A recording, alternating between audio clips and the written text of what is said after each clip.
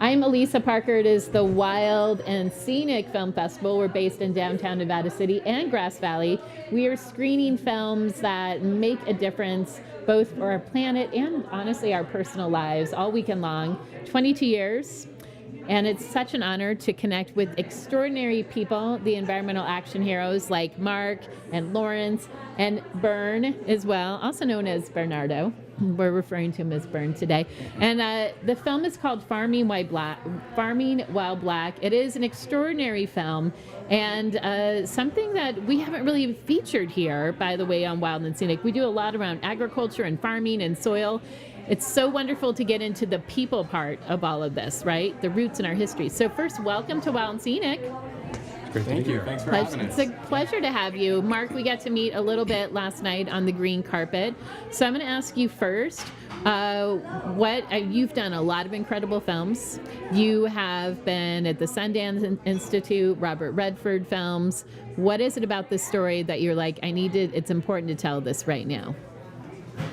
Well, I like to think of it as a Trojan horse environmental film as well, because regenerative ag is one of the biggest solutions to the climate crisis. And when we came across Leah's story, it not only, the Afro-Indigenous farming techniques are regenerative, but it also dealt with the social justice issue of the black farmers' plight in the U.S. Now, had you two connected with Leah Penniman before this project? No. We pretty much, heard about the project through Mark and, got to know her. She was actually on her book tour, and we went to do some filming with her, and that's kind of how this process got going. That's fantastic. So Leah, by the way, there's featuring, what are there, 3 or 4 different farmers you feature in this? Yeah? Okay. So give us a quick synopsis. You mentioned Leah and her husband who are part of this, and they're based in upstate New York. Tell us real quick, too, about some of the other farmers that are featured in this story.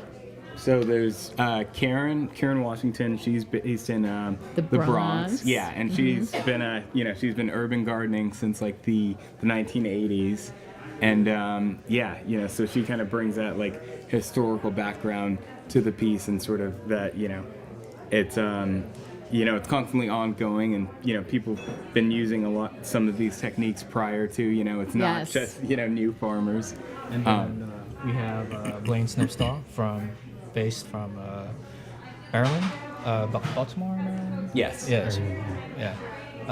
And he's more of the kind of the sharper analysis in terms of how capitalism is intertwined with the current day farming situation. And so, he's the intellectual guy of the film. So one of the things I love, you said you met Leah when she was on her book tour, right? And she realized when they went to this land in upstate New York, similar to, we just spoke with Kanoke and Judith and the farm, the desert, as they called this land, it's not possible to grow food here. It was very similar with their story. They bought something they could afford, right? And then they proved otherwise. Do you want to speak to some of the techniques they were using, talking about regenerative farming and just knowing our history, and we're not doing this in a vacuum. They are not doing this in a vacuum. Who can speak to that a little bit? Yeah, I'll start. The USDA graded the land as ungrowable. It was the lowest ranking land, and by using the regenerative Afro-Indigenous techniques, they were able to take this mountainous hillside, and Leah also studied in Haiti, and by doing these contour strips and planting vetiver behind it, they were able to build prevent erosion, and then they also practice no-till, so they use lots of compost and cover crops to build the soil. And I think it took 3 or 4 years before they were able to grow any food there. Right. I mean, the movie Farmingh While Black, it touches upon the process. It touches upon the personal stories in this as well. And also, of course, just, knowing our own history. So a key part of this film, of course, is like only, is it true? Like only 2% of the farmers in our country are Black. Is that true? Yeah. All right, Lawrence, tell us a bit more about that. Yeah, so it's 2% of the population which isn't at all representational, of, the general population.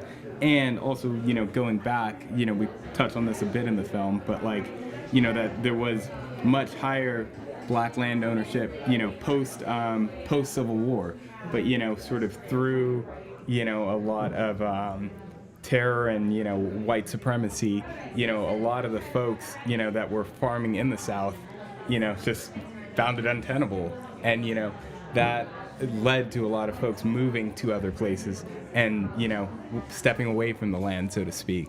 Can you speak to then how important it is right now? I mean, it was this sense of, I don't want to call it a disconnect, but yeah, I mean, I was thinking of this with Kanoke and Judith, and reading about like working with the youth and the mindset, like, no, this isn't something that you would do, as we even talk about with even indentured servants, right? And so forth, and the classism and so forth, but really having ownership in this and how important it is. Like, it's an honor to be connected with our land. Can you all speak to that a little bit and the importance of how this is highlighted in the film? Bern, you want to take it? All right, Bern. I gotta think about this. Yeah. Okay. I think part of it is just, and Leah sort of touches on it a bit in the film, but like that,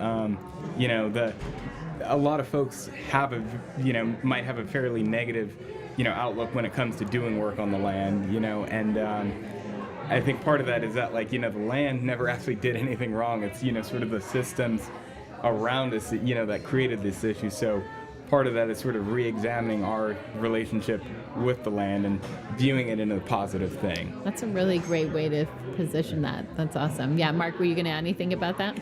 I was going to pick the quote. Who was the author that she quotes? But he says the land was never the criminal. It was the scene of the crime, but she was never the criminal. Wow. Which is basically what Lawrence just said. But. So you all had to be hands-on in this experience. And one of the things, especially with Leah, which, by the way, I was telling Mark, like, knowing Naima for some time through climbing poetry, and I had heard her perform recently because I was like, what is Naima doing here in New York? I'm like, oh, she's growing. She's part of this community. So for all of you being hands-on in this experience, I mean hands-on like you were there, Leah and her family have created this wonderful integrated community there. It's more than just growing the food. And there's dances, and it's a gathering, it's a communal space. How is that for each of you, being in that experience, and how has being part of this film changed your own lives and how you're showing up now? For me, again, it's the idea of reclaiming farming for Leah and that community. And so it's like, for me, at least, in my history as a student organizer, I was also a grassroots organizer back when I was in college, and to be able to connect with Soulfire on that level of, like, they're doing everything on the ground from the ground up, and having, like, really, like, embodying self-determination and really having concrete answers to the issues in their community really kind of like hit home for me, because I organized for a long time in the Filipino community, and like all their ideas are really, like, I really understand it, like, to heart. It's like, how, like you guys are doing it. Yeah, that's awesome. How about for you, Lawrence? It's a beautiful place. As a director of photography, having a beautiful place like Soulfire, just made my job easy, just because there was, it's just a beautiful place with incredibly beautiful people, and they're just doing really incredible work that, like, everything's connected. Nothing happens in a vacuum. Yes. So there's a lot of intersectionality, between climate justice, social justice, and I think they're right at the crossroads of that. That's awesome. Mark, how about for you? And I would say my very first film was a narrative film. It was a love story. And as I've moved into more of the documentary work, I realized that every film I've done is a love story. I fall in love with my characters, and they fall in love with the land. But one of the things I've realized is that black farmers are the next generation of the civil rights activists. They are fighting on the ground, and as the back of their T-shirt said, land is the root of all revolution. It's the basis of all revolution. And Ooh, land is the root of all revolution. Wow. And it's a love story. that was a Malcolm X quote. Malcolm X quote. The love story. You know, what's interesting is we're almost to the point of wrapping up today. The essence of love has come up several times. And I think for all of us who do this work and helping to tell the stories, you also become very much part of people's lives. And there's, of course, a responsibility in that, but it really is the heart and soul. Thinking of Soul Farms, right? That keeps us all going. So I want to thank all of you for being part of this festival, Mark, and the film's extraordinary, and Lawrence and Bern. Thank you so much for being part of this, and it's just to be continued, right? Just to be continued. So yeah, good things to come. What, Mark? What were you going to add? I was just going to add, as filmmakers, I make a concerted effort to have a crew of color, and I want to encourage other filmmakers to hire these amazing guys. Hear, hear. All right. Thanks so much, you guys. The film, it's my pleasure. The film is Farming While Black. It is incredible, and you got to be here at Wild and Scenic, and if you're not, you can participate online. We're global. It's multi-dimensional now. It's all kinds of things. What an honor to be here. I'm Elisa Parker. This is the 22nd Annual Wild and Scenic Film Fest, and we'll be right back.